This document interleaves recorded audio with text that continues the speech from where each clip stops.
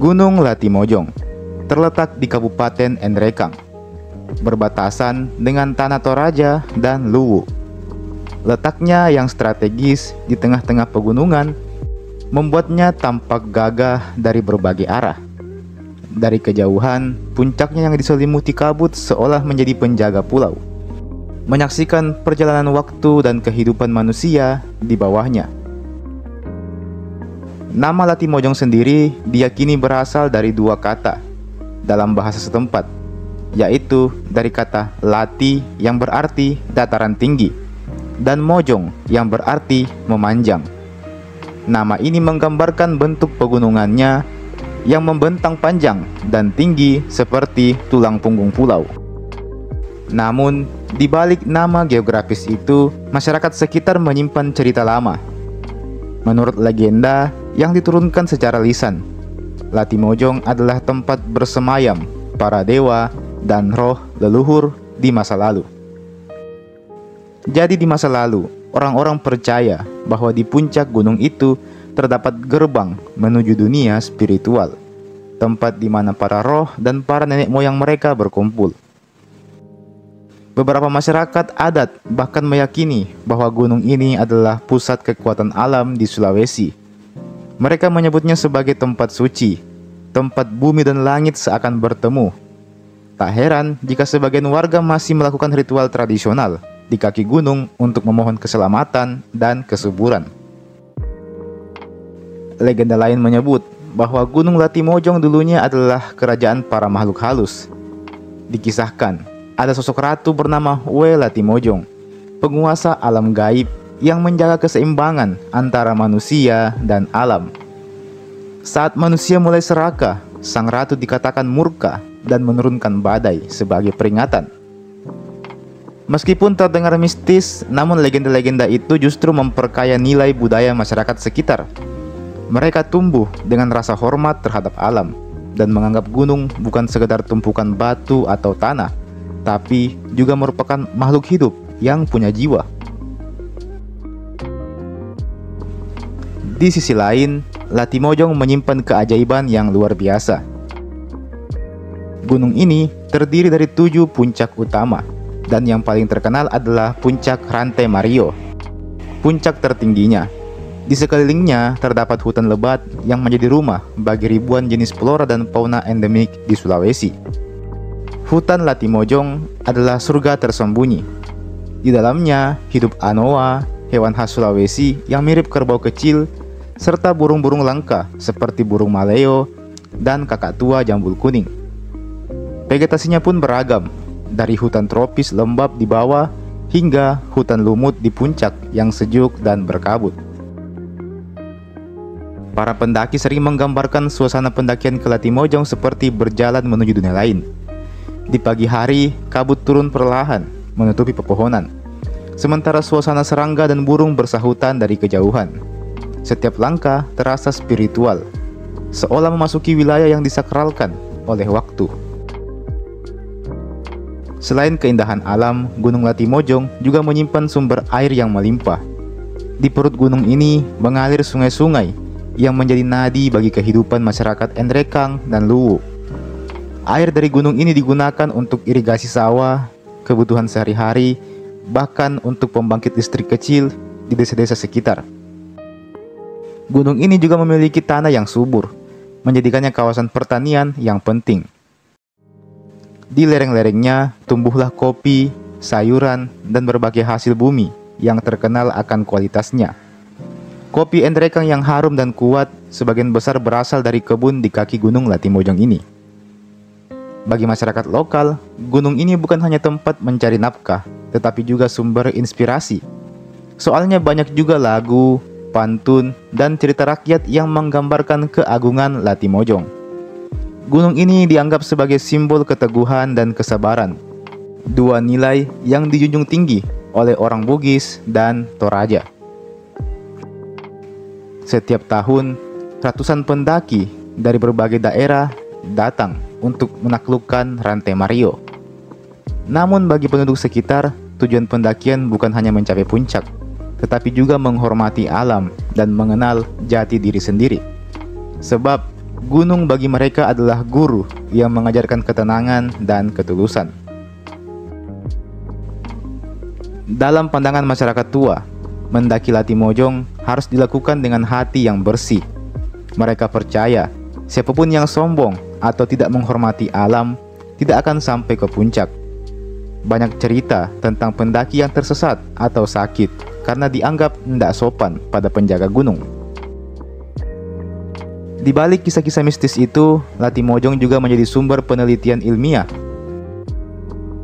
Para ahli geologi dan biologi datang untuk meneliti struktur batuan dan keanekaragaman hayatinya. Hasilnya menunjukkan bahwa kawasan ini adalah bagian dari formasi geologis tua yang terbentuk jutaan tahun yang lalu. Tak hanya itu, dari sisi konservasi, Latimojong merupakan paru-paru Sulawesi Selatan. Keberadaan hutannya menjaga keseimbangan iklim, mencegah banjir, serta menyimpan cadangan air bagi ribuan warga di bawahnya. Menjaga gunung ini berarti menjaga kehidupan. Namun, ancaman tetap ada.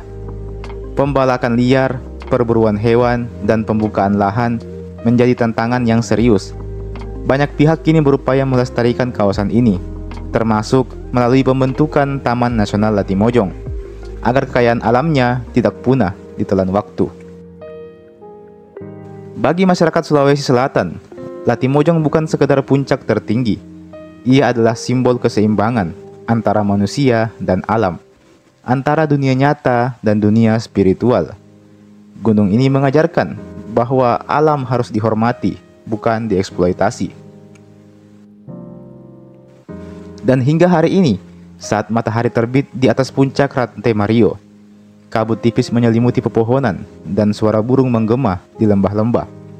Seolah gunung itu berbisik lembut kepada manusia, "Jagalah aku, karena aku adalah kehidupanmu."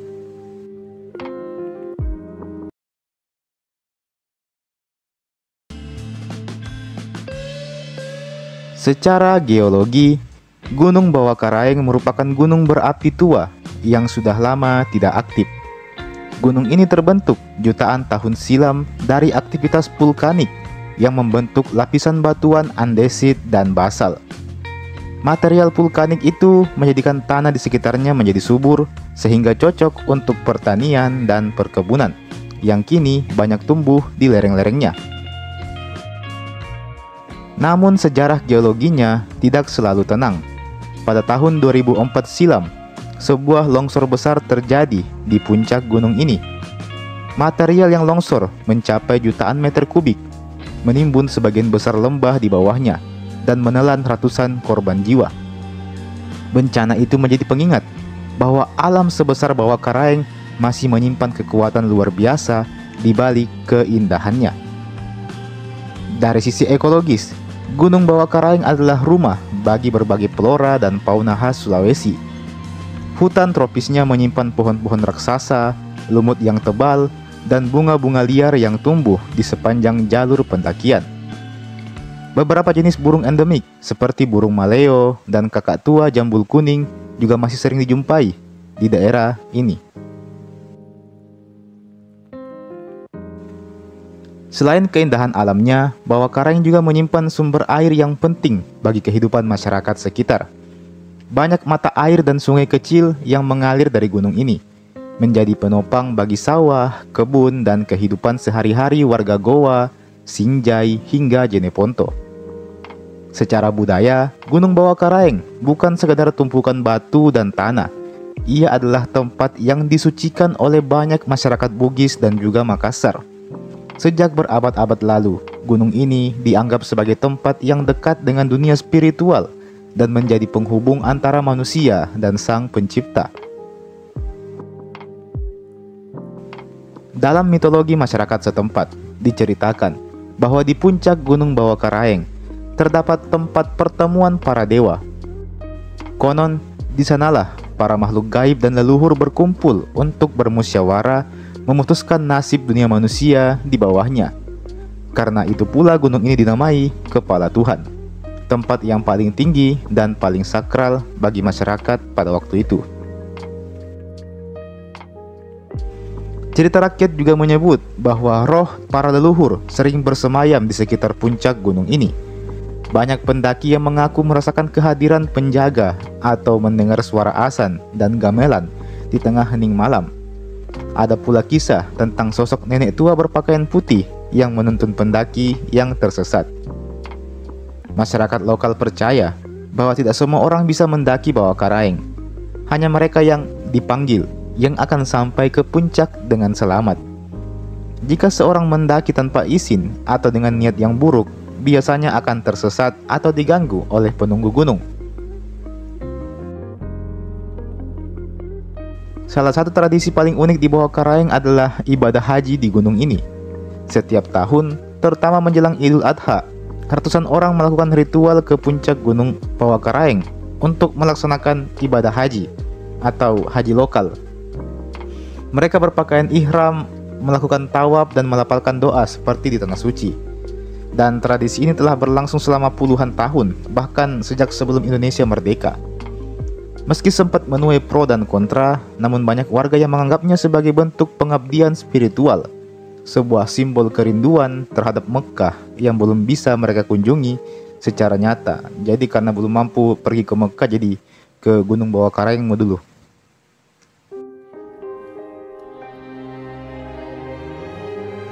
Bagi para pendaki, Gunung Bawah Karaeng adalah tantangan yang menyenangkan.